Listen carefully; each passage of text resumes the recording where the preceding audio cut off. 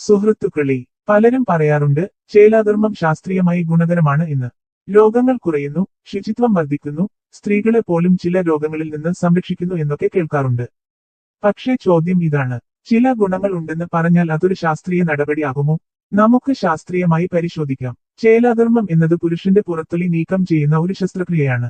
ഇത് ആയിരക്കണക്കിന് വർഷങ്ങളായി ചില മതങ്ങളിൽ ആചാരമായിട്ടാണ് നിലനിൽക്കുന്നത്. പ്രധാനമായും യഹൂദരും മുസ്ലിങ്ങളും ഇതിനെ മതനിയമത്തിന്റെ ഭാഗമാക്കിയാണ് കാണുന്നത്. പക്ഷേ ഇന്നത്തെ കാലത്ത് ചിലർ അത് ശാസ്ത്രം തന്നെയാണെന്ന് പറയാൻ ശ്രമിക്കുന്നു. ലോകത്തിലെ പ്രധാന ആരോഗ്യ സംഘടനകൾ പറയുന്നത് വളരെ വ്യക്തമാണ്.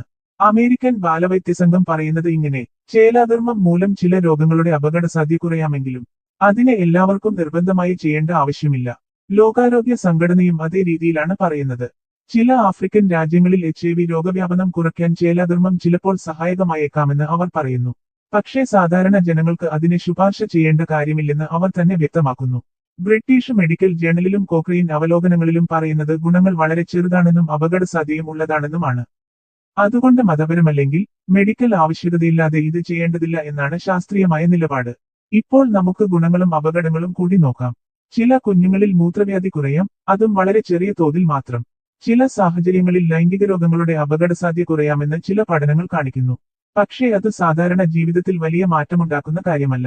അതേസമയം അപകടസാധ്യതയും ഉണ്ട്. വേദന, രക്തസ്രാവം, അണുബാധ, ചിലപ്പോൾ ലൈംഗിക സംവേദനത്തിന്റെ കുറവ്, ഇവയും ശാസ്ത്രീയമായി രേഖപ്പെടുത്തിയിട്ടുണ്ട്. അതിനാൽ ചില ഗുണങ്ങൾ കാണാം എന്നത് മാത്രം കൊണ്ട് ചേലാധർമ്മത്തെ ശാസ്ത്രീയമായി അനിവാര്യമായൊരു ശസ്ത്രക്രിയയായി കാണാൻ കഴിയില്ല.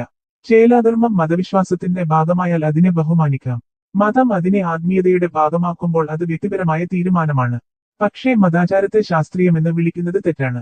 കാരണം ശാസ്ത്രം വിശ്വാസത്തെ ആശ്രയിക്കുന്നതല്ല, ശാസ്ത്രം തെളിവിനെയും പരീക്ഷണത്തിനെയും ആശ്രയിച്ചുള്ളതാണ്. അതിനാൽ സുഹൃത്തുക്കളെ, ചില ഗുണങ്ങൾ ഉണ്ടെന്ന് പറഞ്ഞാൽ അത് ശാസ്ത്രമാകുന്നില്ല. ചേലാധർമ്മം ചെയ്യണമോ ഇല്ലയോ എന്നത് വ്യക്തിയുടെ വിശ്വാസവും തീരുമാനവുമാണ്. പക്ഷേ ശാസ്ത്രം അതിനെ ആവശ്യമായ ചികിത്സയായി കാണുന്നില്ല. മതത്തെയും ശാസ്ത്രത്തെയും വേർതിരിച്ച് കാണാൻ പഠിക്കുന്നതിലാണ് ഒരു ബോധമുള്ള സമൂഹത്തിന്റെ വളർച്ച. നന്ദി സുഹൃത്തുക്കളെ. ഈ വീഡിയോ ഉപകാരപ്രദമാണെന്ന് തോന്നിയാൽ ലൈക്ക് ചെയ്യുക, അഭിപ്രായം പറയുക, മറ്റുള്ളവർക്ക് പങ്കുവെക്കുക. അടുത്ത ബോധവൽക്കരണ വീഡിയോയിൽ വീണ്ടും കാണാം.